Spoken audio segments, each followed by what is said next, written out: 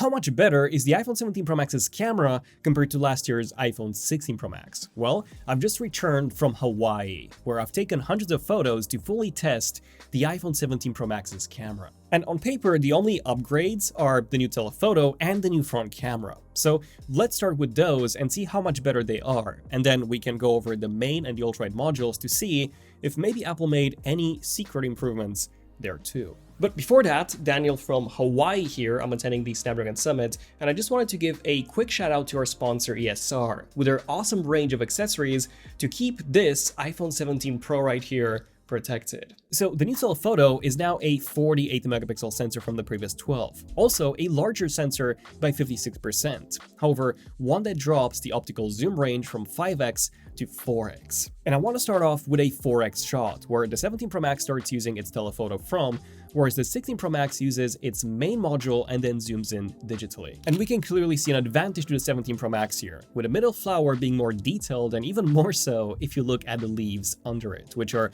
considerably clearer on the 17. Then at 5x, where the 16 Pro Max is now shooting natively and the 17 Pro Max has to zoom in digitally, the difference is very minor. However, if you look at the security camera here, the 16 Pro Max is clear. Now, if we move on to 10x, this is where the 17 Pro Max starts to shine. Thanks to the high resolution and larger sensor, we get way less noise in the background here, and the boat is also noticeably more detailed, especially the sail. If we go to 40x, which is the maximum the 17 Pro Max can zoom at, as opposed to 25x on the 16 Pro Max, the 17 Pro Max does have more detail. But you still cannot read the text on this panel here, so it's better, but not significantly better. Taking a look at zoom video at 20x, the 16 Pro Max can only go up to 15x, as opposed to 24x on the 17 Pro Max. And here, the 17 Pro Max does have less noise, but not by much, so I would say the biggest difference to zoom video is that extra range on the 17 Pro Max. So what about at night? Does that 56% larger telephoto sensor make a difference? Well, not really. At least in this 5x example, the ropes on the bridge do look sharper on the 16 Pro Max. Although if you look at the bush under it, it does have much more detail on the 17 Pro Max, whereas the 16 Pro Max's photo does kind of break apart. If we bring it up a notch to 20x, the 17 Pro Max maybe has a bit more detail on the rails here, but not by much. The bigger difference though is just the brighter image and the nicer looking colors.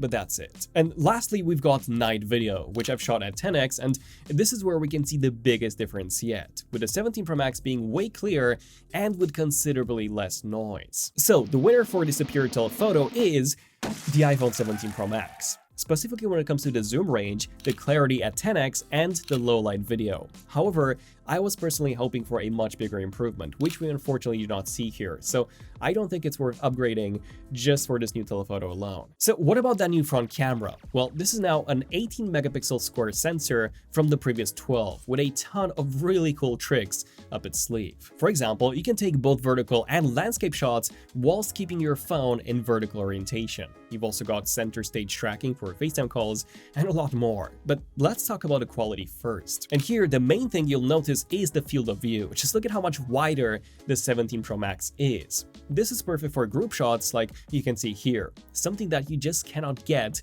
out of the 16 Pro Max. Aside from this, we also get a noticeably sharper image if you look at my hair or my beard, and the colors are also much improved. Hey, we even get a bit more extra depth of field, so massive upgrade here. Okay, so this is a front-facing video and stabilization test between the iPhone 17 Pro Max and the iPhone 16 Pro Max. So first of all, let me know which one looks better. Take a look at the colors, take a look at the exposure. Also let me know which one sounds better. This is the sound coming from the iPhone 17 Pro Max, and this is the sound coming from the iPhone 16 Pro Max. Now I'm just gonna run for a bit. You let me know which one has the better stabilization, 17 Pro Max or 16 Pro Max. To me, the main difference here is the field of view, with the 17 Pro Max being noticeably wider and the colors also being a bit more contrasty on the 17 Pro Max. As for night selfies, the difference is massive. Just look at how much more detailed my face is on the 17 Pro Max. The colors are also much more natural. So the winner for the superior front camera is the iPhone 17 Pro Max, which is a major upgrade over the 16 Pro Max's camera. And I do actually think that if you do take a lot of selfies, you could benefit a lot from this new front camera, which does look more like the back cameras now. Speaking of the back cameras, let's also compare the main and the Ultrawide modules to see if Apple changed anything here. Even though the hardware is unchanged, Apple did mention that there was a new imaging pipeline. Starting with the main camera, this is the same sensor that Apple's been using ever since the iPhone 14 Pro and 14 Pro Max, which I'm very disappointed to see. It is a good sensor, but one that still has some very serious focusing issues up close. So let's start off with some day samples. This one right here is a very hard one to take, since you have some very bright and then also some very dark areas, and I'm actually not seeing any differences here. Same goes for this shot of the beach. The 17 Pro Max looks a bit darker, but everything else is the same. In this third example, the grass does look a bit sharper on the 17 Pro Max. However, I think this is just to do with where each phone focused. Because if you look at the water, that one is sharper on the 16 Pro Max. So it looks like it decided to focus on the water as opposed to the grass like the 17 Pro Max did. So what about in lower light? Do we get any improvements there? Well, starting off with some indoor shots, the 17 Pro Max is actually more detailed if you take a look at the surfboard on the left, assuming that this is a surfboard. Also, the ice and water sign next to it is more readable compared to the 16 Pro Max. Then we've got this dinner shot, which the 16 Pro Max heavily underexposed. Not only is the 17 Pro Max much brighter, but we also get way more extra detail on the steak here, which, by the way, was delicious. The same goes for the statue shot here, where the 17 Pro Max is noticeably brighter and the face of the statue is also more detailed on the 17 Pro Max, so definitely some improvements there. Moving on to some actual night samples, in this first one, I'm not seeing much of a difference. The 17 Pro Max is sharper if you take a look at the rocks on the left, but only by a tiny bit. In the second one here, there is slightly more shadow detail on the 17 Pro Max, but again, not by a lot. This third example shows the biggest difference, with the sand being noticeably sharper on the 17 Pro Max, and same goes for this bush on the left. So whilst we do get some upgrades on the 17 Pro Max here, they're not quite as big as the indoor photography upgrades. The 2x sensor crop zoom, for example, is slightly better. If you look at the sign here and you zoom into the text, it is sharper on the 17 Pro Max. Then, the 48 megapixel full res mode does see some upgrades too. Not in terms of detail, but in terms of the color reproduction. The shadows here look more realistic on the 17 Pro Max, whereas on the 16 Pro Max, they're quite gray. And it looks like Apple also made some changes when it comes to their ProRes photography. If you look at these native 48 megapixel ProRes photos, the 17 Pro Max has darker shadows and therefore does look more processed. Interesting enough, the file size is 109 megabytes on the 16 Pro Max as opposed to just 35 on the 17 Pro Max. I then edited both photos trying to recover as much highlight and shadow detail. And while the highlight recovery was the same, I was actually able to push the 16 Pro Max more and recover more shadow detail. However, the 17 Pro Max image did look clear in the number of areas, like the ground here and the tree in the top left. Okay, so this is a back-facing video test with the main camera between the iPhone 17 Pro Max and the iPhone 16 Pro Max. So yeah, take a look at the colors, take a look at the exposure, dynamic range. Let me know which one you think has better detail. And I'm also gonna run for a bit so that you can test the stabilization. So yeah, let me know, what do you guys think? To me, they both look the same. Aside from the 17 Pro Max maybe having some darker shadows in some areas like the seats here. As for night video, again in 4K 60, the main difference that I'm seeing is in the colors. The 17 Pro Max is once again more contrasty. The black sky is actually black as opposed to this dark gray on the 16 Pro Max. So I do prefer the 17 Pro Max here. Also, if you zoom in, you may notice that the 17 Pro Max is a bit sharper too. So the winner for the superior main module is the iPhone 17 Pro Max. Despite having the same hardware, it looks like Apple's new processing tweaks means that specifically in terms of shadows, we do get more contrast on the 17 Pro Max, and in dimly lit environments, the 17 Pro Max can resolve noticeably more detail too. Okay, now earlier I mentioned ESR's range of accessories for the iPhone 17s, which offer the ultimate all-around protection. We've got their classic hybrid magnetic case that comes with a built-in zinc alloy camera guard, which doubles as a stash stand. This offers a ton of viewing angles so that you can watch videos just like this one. Also, the MagSafe magnets are twice as strong as their competitors, so that MagSafe battery banks always have the perfect connection. Oh, and the backplate here is 1.5 millimeters thin, so charging is more efficient too. Besides this, there's a capacitive camera control button that works really well. ESR also offers Armorite Pro screen protectors that are super easy to install. Just drop them in the tray, pull the tab, and you're good to go. These screen protectors use Corning's accessory glass, so they have 7 times the strength of generic screen protectors, with a built-in anti-reflective coating too. So check out ESR by using the links below to keep your devices protected. So if the main camera got some improvements despite having the same hardware, does the Ultrawide also get some improvements too? Well, kinda. In this example here, if we zoom into the building, you'll see that a 17 Pro Max is significantly more detailed. So then I had a look at the resolution of the photos and realized that a 16 Pro Max took it at 12 megapixels, whereas the 17 Pro Max shot it at 24. But here's the thing, they both have the same 48 megapixel telephoto, and they were both set to the same settings, 24 megapixel HEIF. However, the 17 Pro Max defaulted to a 24 megapixel resolution, whereas the 16 Pro Max defaulted to a 12, again, despite having 24 megapixel selected. And I also tried this on another 16 Pro Max in the studio, and the results were the same. This means that a 17 Pro Max's ultrawide photos will always look considerably sharper by default compared to the 16 Pro Max, as we can see in this example as well. Now, if we move on to an indoor example, surprisingly, the 17 Pro Max isn't just higher res, but it is also far less noisy. So Apple has definitely tweaked the processing here. As for the dynamic range when shooting in ProRes, here's the before shot, and then here's the after, with me trying to recover as much highlight and shadow detail as possible. And I'm not seeing much of a difference here. What I am seeing though is considerably less noise, and a more detailed image if you look at the tent here and the plant next to it. Also, before editing, the 16 Pro Max's image was very soft, despite being 83 megabytes in size as opposed to just 18 on the 17 Pro Max.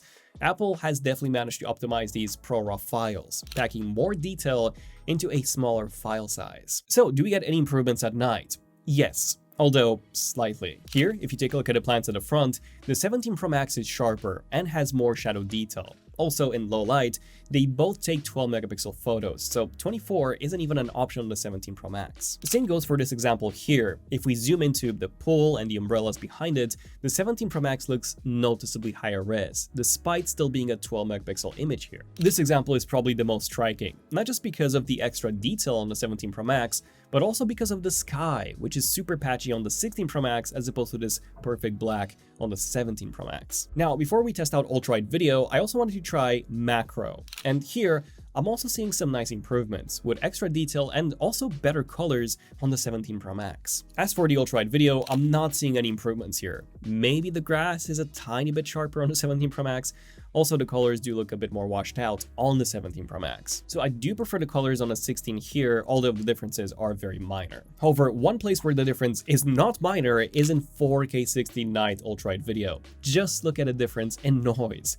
The 17 Pro Max has almost no noise at all, whereas the 16 Pro Max is super noisy. And look at this plant here, it's so much sharper and clear on the 17 Pro Max. And also take a look at a carpet, you can even see the individual lines on the 17 Pro Max, which are very hard to see on the 16 Pro Max. So I don't know what magic Apple is doing here, but I am very impressed, especially considering that this is the exact same hardware. So the winner for the superior ultrawide is the iPhone 17 Pro Max, despite once again having the exact same hardware, as it's noticeably sharper and with less noise in both photos and videos. So we've covered all modules, but we're not done yet, as there are some modes that are not exclusive to one module. Modes such as portrait mode. So we've taken this one at 5x on the 16 Pro Max and of course 4x on the 17 Pro Max, and you can definitely see a big difference in compression. I'm of course much closer on the 16 Pro Max, and there's also considerably more background blur, so I much prefer the portrait shots on the 16 Pro Max here. As for portrait pet, this was shot at 2x, and there are some differences here. Specifically, there is more background blur on the 16 Pro's shot compared to the 17 Pro's shot, which is quite interesting to see. However, the 17 Pro Max is a bit sharper if you look at Ren's fur.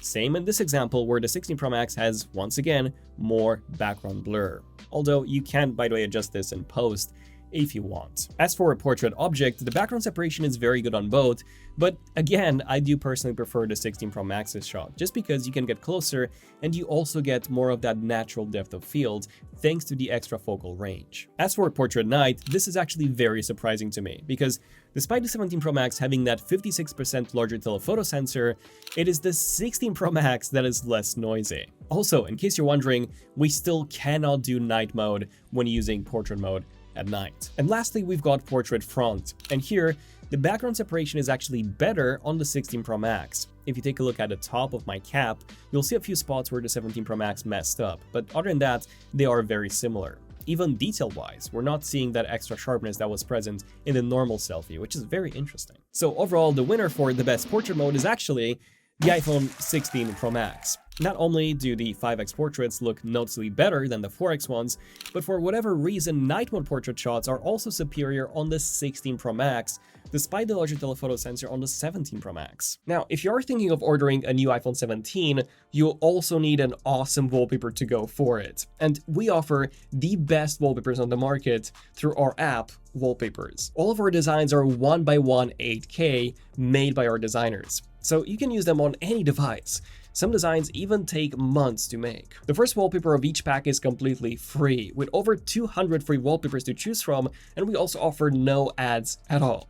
So you can download wallpapers for free today by using the links below. Now, aside from portrait mode, there are some special modes which are not quite as important, but some of you may still be using them, reason why I thought they would be good as quick mentions. The first being ProRes. The iPhone 17 Pro and 17 Pro Max can now record ProRes log and ProRes log HQ. However, you will need to have an SSD connected, and you can only do about 20 minutes per 1 TB of storage.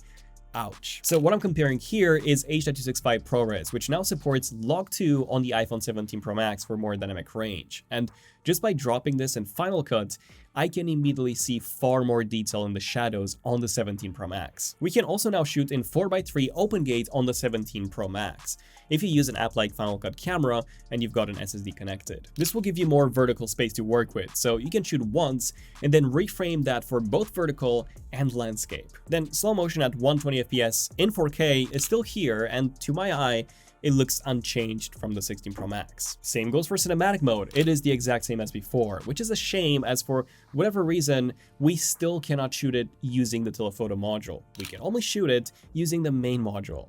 Now, one mode that has been massively improved is astrophotography mode. Just take a look at these two handheld shots that I took with a 10-second exposure. The 17 Pro Max is sharper with less lens flare, and the sky has a more natural color too. If we now move on to a 30-second exposure shot on a tripod, the results are more similar. But the 17 Pro Max is still way sharper if you take a look at a grass. Then the sky is less noisy, and the stars also don't have as much trail as they do on the 16 Pro Max, which is what we want to see here. I also took these stunning photos handheld on the 17 Pro Max too, and you can even see the Milky Way here. Crazy impressive. Hello from Hawaii. How are you guys doing? Here's a demo of the dual capture on the iPhone 17 Pro Max. As you can see both me and then also what I'm seeing. And this is in 4K 30, by the way. The cool thing is I can also zoom out and also zoom in. That's 4X and that's 8X, so I can actually use all the lenses, which is pretty cool. But again, this is capped to 4K 30, and I can also move the window around, which is pretty cool. Let me know what do you guys think. So the winner for the best special features is the iPhone 17 Pro Max, with a number of improvements from Log 2 to ProRes RAW, better astrophotography, also the new dual recording, and more. So I gotta say, all in all, I am a bit surprised. Like, I knew that the 17 Pro Max would likely be better in the front camera and telephoto department, since that's where we get the new hardware. But as a matter of fact, we ended up seeing processing improvements all across the board. And the only area in which I would say we got a downgrade was in terms of portrait mode, which was quite a surprise, to be honest. So if you already have a 16 Pro Max, I honestly don't think that you should upgrade to the 17 Pro Max just for the camera, but if you're coming from an older iPhone, maybe this video will actually push you towards a new 17 Pro Max rather than a refurbished 16 Pro Max. But yeah, I would love to hear your thoughts as well, and stay tuned for more camera comparisons with the iPhone 17 Pro Max. I'm Daniel, this has been ZONEofTECH, and I'll see you guys in the next one. ZONEofTECH, signing out. Cheers.